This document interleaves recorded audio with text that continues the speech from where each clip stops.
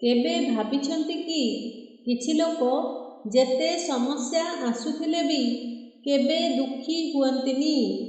चाणक्य कहिथिले, दुख भाग्य नुहे, दुख हेउछि चिंताधारा।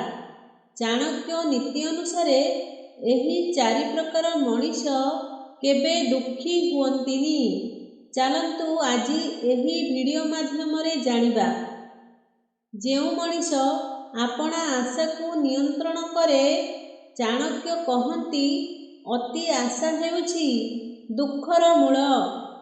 जेउ मनीष कम आशा रखे से अल्परे भी संतुष्ट रहे। जेउ मनीष समय को मूल्य दिए, समय हराइले सबकिछि हारी जाए।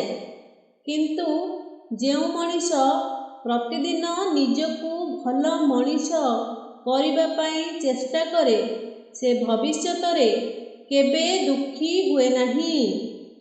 जेउ मनीष अन्यर मतामतरे जीवन चलाएनी, चाणक्य कहिथिले, लोके आजी तुमको हसिबे, काली तुम पाखरु उठिबे नाही।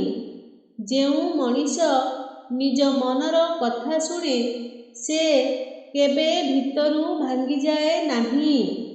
जेउ मनीष परिस्थिति को दोष दिएनी, बुद्धिमान मनीष परिस्थिति सह युद्ध करेनी, से परिस्थिति को व्यवहार करे, सेई मनीष सफल हुए ओ दुख तांकु छुई पारे नाही। चाणक्य कहिथिले, सुख बाहरे नुह, सुख आम मन भितरे अछि।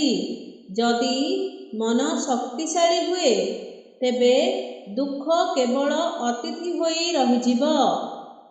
एही कथा जदि आपणको हृदय को छुईला, तेबे लाइक शेयर करंतु।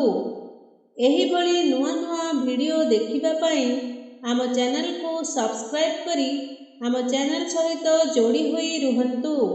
से पर्यंत विदाय दियंतु। रहुछि। जय जगन्नाथ। धन्यवाद।